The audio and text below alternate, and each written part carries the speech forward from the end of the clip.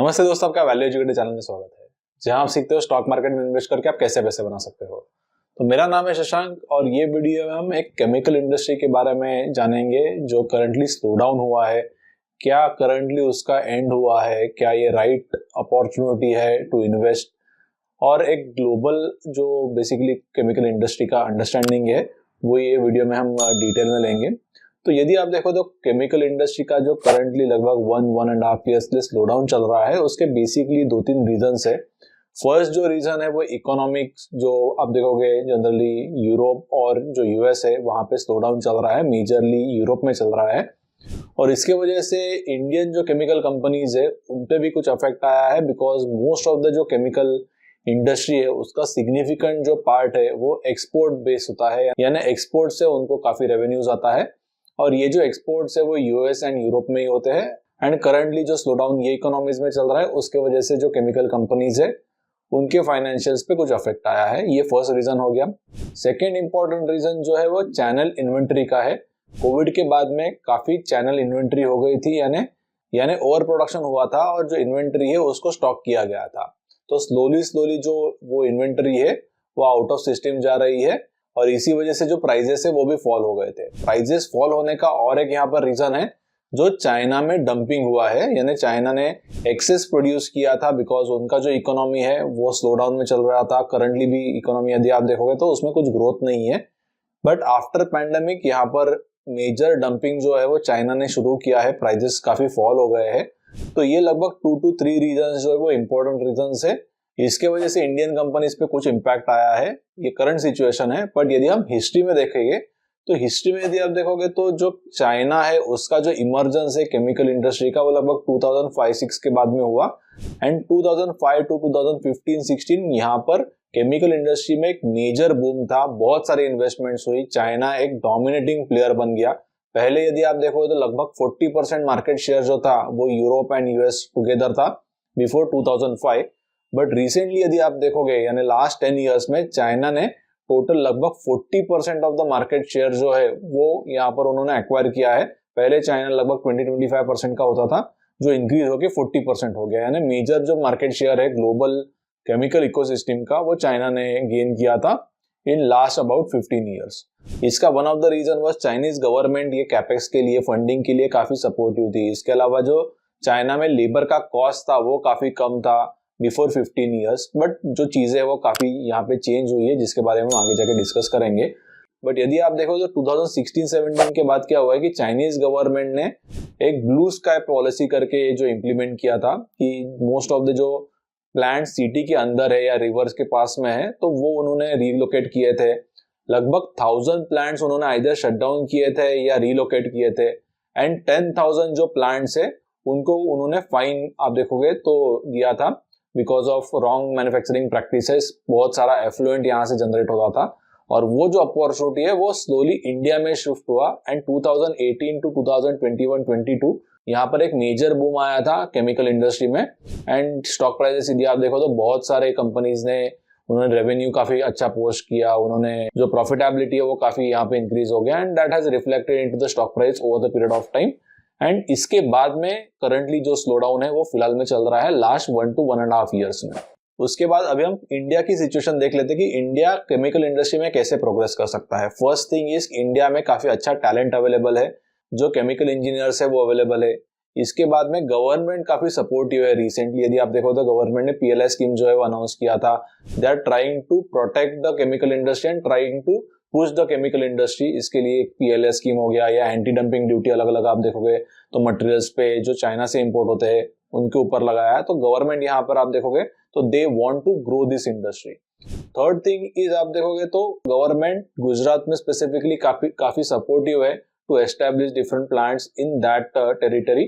तो जिसके वजह से जो एंटरप्रेन्योर्स है they are also quite confident because government का यहाँ पर सपोर्ट है। इसके अलावा करंटली यदि आप टोटल केमिकल इंडस्ट्री के सारे कंपनीज का बैलेंस शीट देखोगे और वो कंपेयर करेंगे लगभग 10 to 15 ईयर्स पहले, तो पहले कंपनीज काफी डेट रिडन होती थी।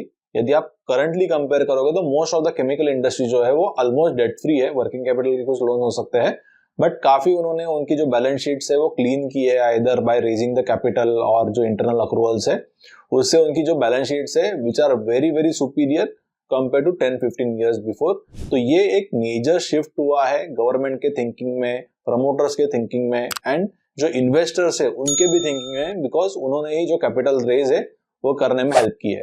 तो this was the change which has happened. For example Deepak nitrite की यदि आप बैलेंस शीट देखोगे प्रॉब्लम 2017-18 में, जब वो फेनॉल का एक बड़ा कैपेक्स कर रहे थे, तभी आप उनकी बैलेंस शीट देखो, उस पर कितना डेट था, डेट टू इक्विटी क्या था, और आज दीपक नाइट्राइट का सिचुएशन देखो which is almost debt free.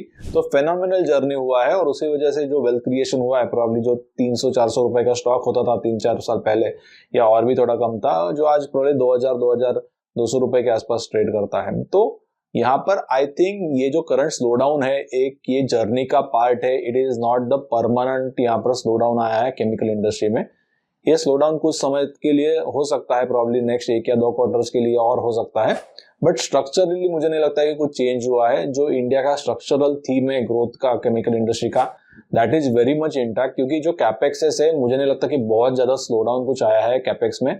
एक कुछ पर्टिकुलर पीरियड के लिए हो सकता है, बट स्ट्रक्चरली यदि आप देखोगे तो कैपेक्स का जो स्टोरी है वो वैसे ही आगे जाके चलता रहेगा। आरती इंडस्ट्रीज यहाँ पर एक बड़ा कैपेक्स कर रहा है। दीपक नाइट्राइट की यदि आप रिसेंटली अनाउंसमेंट्स देखोगे तो उन्होंने लगभग 5000 करोड़ का कैपेक्स का अनाउंसमेंट किया था, तो वो यहाँ पर इनलाइन है। इसके अलावा एसआरएफ ने कमिट किया था लगभग 12-13,000 करोड़ का कैपेक्स सिर्फ केमिकल डिवीजन में करने का।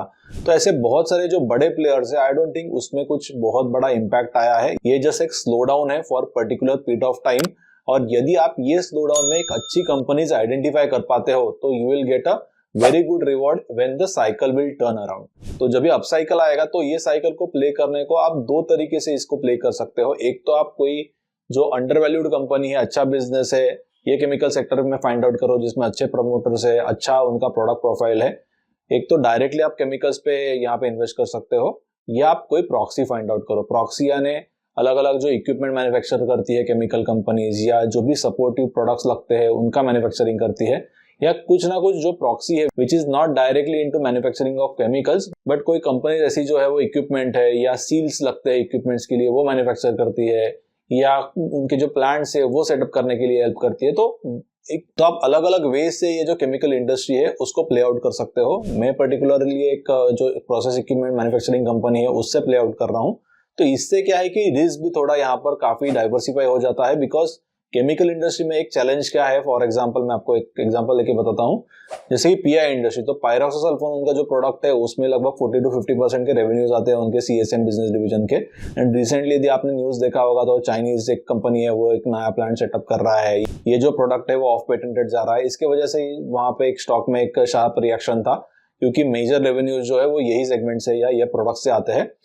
तो यहाँ पर सपोज आप यही जो इंडस्ट्री है उसको प्रॉक्सी तरीके से वेट करते हो या उसमें इन्वेस्ट करते हो, जहां पर वो एक पर्टिकुलर इक्विपमेंट बनाता है जिसका जो यूसेज है वो केमिकल और जो फार्मास्यूटिकल इंडस्ट्री है यहाँ इसमें होता है। तो इसमें यदि आप देखो तो if you able to find out the company which is diversified with their products, diversified with their clients या customers, diversified with their geography, and then adequate funding है वो कंपनी को, ग्रोथ यहाँ पर नजर आ रही है, तो I think this is a much better and superior and safer opportunity compare to directly betting on any particular chemical या pharma company. That is my understanding over the period of time. Chemical industry में मैंने बहुत सारा अलग अलग जो research है वो किया है। यूट्यूब में ही प्रॉब्लम मेरे 50 से ज्यादा वीडियोस रह गए ये इंडस्ट्री के लिए। आप यहाँ पर अलग अलग जो स्टॉक्स है उनका नाम देख सकते हो। दीपक नाइट्राइट का वीडियो क्रिएट किया था मैंने, पीआई इंडस्ट्री का है, इसके अलावा बहुत सारे हैं, मेगमनी ऑर्गेनिक्स है, you name any company, mostly मैंने यूट्यूब में वो कवर किया है या एटलीस्ट मैंने खुद ने वो इंडस्ट्री को पढ़ा है। तो यहाँ पर एक mental model I would like to share with you which is repeatability, यानी आप एक ही चीज बार बार सिमिलर चीज over the period of time continuously करते रहो, and because of that repeatability आपको over the period of time वो एक पर्टिकुलर चीज में एक्सपर्टाइज हासिल हो सकती है। सिमिलरली आप अलग अलग सेक्टर्स का कर सकते हो, जैसे कि मैंने केमिकल या फार्मास्यूटिकल सेक्टर का किया है। आप नंबर ऑफ वीडियोस देख सकते हो। आई डोंट थिंक यूट्यूब में किसी ने भी इतना इन डेप्थ या अलग अलग जो स्टॉक्स है केमिकल एंड फार्मा के, ये किसी ने भी कवर नहीं किया होगा। तो आप एक पर्टिकुलर सेक्टर पकड़ के उसमें एक डीप अंडरस्टैंडिंग ले सकते हो। रिपीटेबिलिटी करना है यानी अलग अलग स्टॉक्स को आप लोग को पर्टिकुलर सेक्टर का कंटिन्यूअसली यहाँ पर पढ़ना है, so that you get a complete understanding of that sector. तो इसके रिलेटेड एक सिमिलर कोट यदि आप ब्रूस ली का देखोगे तो उन्होंने बताया कि I fear the man who has not practice 10,000 different type of kicks, but I fear the man who has practice one kick 10,000 times. So ये काफी अच्छा कोट है। जिसका मीनिंग यही है कि रिपीटेबिलिटी या repeat efforts can reach you to much higher scale. So coming back to the chemical industry का डिस्कशन, तो यहाँ पर करंटली क्या हुआ है कि चाइना में एक तो कोविड के बाद में चाइना का जो इमेज है वो थोड़ा खराब हुआ है। ग्लोबल जो एमएनसीज है उनको एक सिंगल ज्योग्राफी का रिस्क नहीं लेना है, इसीलिए उन्होंने उनके जो सप्लायर्स है उनको डाइवर्सिफाई करना चालू किया है। एंड इंडिया में काफी आप देखोगे तो न्यूअर बिजनेस आ रहा है। इसके अलावा यहाँ पर और एक शिफ्ट हुआ है which is the labour cost. तो यदि आप 2005 टू 2015 में देखोगे तो चाइना में जो लेबर कॉस्ट इंक्रीज हुआ है वो लगभग 17 to 19% केगर से यहाँ पे इंक्रीज हुआ है CAGR से। वाइल इंडिया में यदि आप देखो तो वो हार्डली 5 to 6-7% से इंक्रीज हुआ है। तो टिल टुडे यदि आप देखोगे तो प्रोबेबली चाइनीज जो लेबर कॉस्ट है वो इंडिया के कंपैरिजन में 4 to 5 टाइम्स इंक्रीज हो गया है। तो यहाँ पर going forward in next 10 to 15-20 years मुझे लगता है इंडिया के काफी हाई प्रोबेबिलिटी है कि केमिकल सेक्टर में एक अच्छी वेल्थ क्रिएट हो सके, बिकॉज इंडिया में टोटल ग्लोबल जो कैपेसिटी है या जो इंडिया मैन्युफैक्चरिंग करता है वो सिर्फ लगभग 4% है, और जो चाइना है वो लगभग 40 to 45-50% है अलग अलग केमिकल्स में।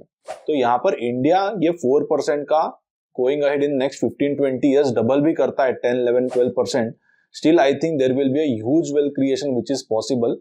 एंड इंडिया में वो टैलेंट अवेलेबल है with the engineers and with various domain experts जो काफी कम कंट्रीज में अवेलेबल है। यदि आप यूरोप का सिचुएशन देखो तो यूरोप में काफी जो कैपेसिटी है वो एक्चुअली यहाँ पर वेकेट हो रही है बिकॉज ऑफ उनकी जो प्रोडक्शन कॉस्ट है वो काफी इंक्रीज हुई है। यदि आप बेसिक जो बल्क केमिकल्स है वो देखोगे जैसे कि आइबुप्रोफेन हो गया या इसके अलावा जो पैरासीटामोल है, तो ये यूरोप में बहुत सालों पहले मैन्युफैक्चर करना या नए प्लांट्स डालना बंद हो गया बिकॉज कमोडिटी केमिकल्स में क्या इशू है कि उनकी एक तो उनकी जो सेलिंग प्राइस रहती है वो काफी कम होती है, मार्जिन भी यहाँ पर थिन होते हैं। And compare to India Europe में प्रोडक्शन कॉस्ट जो है वो काफी ज्यादा है बिकॉज वहां पे इन्फ्लेशन ज्यादा है। तो इसीलिए नए प्लांट्स यूरोप में तो मुझे नहीं लगता कि बहुत कुछ आएंगे स्पेसिफिकली इनटू द कमोडिटी या बल्क जो ड्रग्स होते हैं या केमिकल्स होते हैं। स्पेशलिटी साइड में, इनोवेशन साइड में वो आ सकते हैं because that is their forte. यहाँ पे पर केजी का रियलाइजेशन भी बेटर होता है। बट मुझे स्ट्रांगली लगता है कि at least on the commodity side India and as well as China can be very big basis. China तो ऑलरेडी है ही, बट यहाँ पर नया जो अपॉर्चुनिटी है वो इंडिया के लिए क्रिएट हो रहा है बिकॉज ऑफ जो ग्लोबली डिफरेंट यहाँ पर सिनारियो जो है वो क्रिएट हुआ है। तो मुझे लगता है कि if you want to be a good investor you should able to study और अंडरस्टैंड और get the knowledge of history also, क्योंकि history also taught you lot of things. आप यदि हिस्ट्री पढ़ोगे तो आपको केमिकल सेक्टर के बारे में भी समझेगा कि हिस्टोरिकली केमिकल सेक्टर का डोमेन इनिशियली कहाँ पर था, यूरोप में था, यूएस में था, बाद में वो शिफ्ट हुआ चाइना में। और वो ब्रॉड लेवल अंडरस्टैंडिंग के बाद आप कंटिन्यूसली डिग कर सकते हो डीपर एंड डीपर कि यहाँ पर इंडिया का क्या प्रोबेबिलिटी है एक लार्ज केमिकल बेस बनने का। तो हिस्ट्री से काफी चीजें जो है वो आपको लर्न होगी। तो you can read about the history on the various topics. I also read, so currently I am reading a book on the competitive advantage of the nations. It is again a very good book. आप भी read कर सकते हो। तो this was my understanding on the chemical sector. ये एक long cycle में से probably एक currently एक downturn चल रहा है and going forward यहाँ पर जो situation है in next probably 4-5-6 months it will keep on improving only because यहाँ पर काफी dumping चाइना ने already कर दिया है, prices काफी नीचे आ चुके हैं। तो यहाँ पर I am expecting a up move probably in the mid term. तो यहाँ पर मेरा इन्वेस्टिंग जो है वो डायरेक्टली कोई केमिकल कंपनीज में इन्वेस्ट करने से better I will be focusing on the process equipment manufacturing company. इसके रिलेटेड मैंने एक सेपरेट वीडियो भी क्रिएट किया है जो आप देख सकते हो। और केमिकल इंडस्ट्री को आपको यदि जानना है तो इंडिविजुअल जो कंपनीज है उनको डिटेल में अंडरस्टैंड करना बहुत इंपॉर्टेंट है, क्योंकि हर एक कंपनी का जो प्रोडक्ट है या जो सेगमेंटल डिस्ट्रीब्यूशन है रेवेन्यूज के वो कंप्लीटली डिफरेंट होते हैं। So you have to understand each company in very much detail. मैंने काफी सारे अलग अलग वीडियोस जो है वो आपके लिए क्रिएट किए हैं जो आप देख सकते हो। मेरे ये यूट्यूब जो चैनल है जो एक फ्री चैनल है, इसका आप जितना ज्यादा मैक्सिमम यूज करोगे उतना ही आपको अलग अलग सेक्टर्स, अलग अलग इंडिविजुअल स्टॉक्स के बारे में नॉलेज मिलेगा जो आपको आपके इन्वेस्टिंग जर्नी के लिए हेल्प कर सकता है। तो वैसे ही हम अलग अलग जो स्मॉल एंड माइक्रो साइज की कंपनीज है इनके बारे में डीप में रिसर्च करते हैं, हम प्लांट विजिट्स करते हैं, हम कॉम्पिटिटिव जो डेटा है उसको अंडरस्टैंड करते हैं, कस्टमर्स को मिलते हैं या उन अलग अलग बैंकर्स से भी हम कुछ इनपुट्स लेते हैं सो दैट हमारा ऑन ग्राउंड रिसर्च अच्छा होता है जिसे हम स्कटलबट इन्वेस्टिंग करते हैं। और हम यही इनपुट्स लेके कुछ स्टॉक्स में इन्वेस्ट करते हैं। जनरली मेरा जो अप्रोच है वो कॉन्सेंट्रेटेड इन्वेस्टिंग पे ज्यादा है, तो मेरे पोर्टफोलियो में काफी कम स्टॉक्स होते हैं, बट मैं यहाँ पर इन डेप्थ एनालिसिस करता हूँ और बाद में ही मेरा इन्वेस्टमेंट जो डिसीजन है वो लेता हूँ। ये जो वीडियो है वो सिर्फ एक एजुकेशनल वीडियो है, इसमें कोई भी रिकमेंडेशंस नहीं है, नाइदर अबाउट एनी स्टॉक्स और एनी सेक्टर। आप आपका इंडिविजुअल रिसर्च जो है वो कर सकते हो। माइक्रो कैप क्लब में भी हम कोई एडवाइस या रिकमेंडेशन नहीं करते हैं। उसमें अलग अलग स्टॉक्स के ऊपर रिपोर्ट्स लेके हम अलग अलग मैनेजमेंट्स को होस्ट करते हैं और ये जो सारा डेटा हमने आपके लिए प्रोवाइड किया है माइक्रो कैप क्लब में, उसको स्टडी करके आपको खुद को डिसाइड करना है कि आप किसमें इन्वेस्ट करना है, किसमें नहीं करना है, या इन्वेस्ट करना है या नहीं। तो माइक्रो कैप क्लब कोई भी रिकमेंडेशन या एडवाइजरी सर्विस नहीं है। आप आपका खुद का रिसर्च कर सकते हो। उसके लिए जो भी सपोर्ट लगेगा या जो भी डेटा हमारे पास अवेलेबल है, that we will be sharing with you. तो यदि आप कोई एक रिसर्च बेस्ड प्लेटफॉर्म देख रहे हो तो micro cap club might be a right choice for you. इसकी जो लिंक है आपको नीचे डिस्क्रिप्शन में मिल जाएगी। करंटली माइक्रो कैप क्लब में मोर देन 450 मेंबर्स है और आगे जाके हम मेंबर्स के लिए कुछ फिजिकल मीट्स भी करने वाले हैं।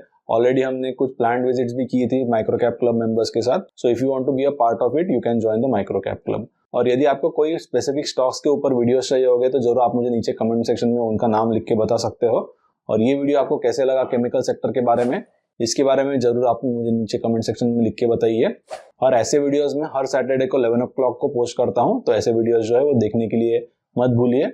और चैनल को यदि आपने सब्सक्राइब नहीं किया होगा तो चैनल को जरूर आप सब्सक्राइब कर लीजिए और बेल आइकन पे क्लिक कीजिए ताकि ऐसे जो वीडियोस है वो आपको आगे जाके भी मिलते रहे।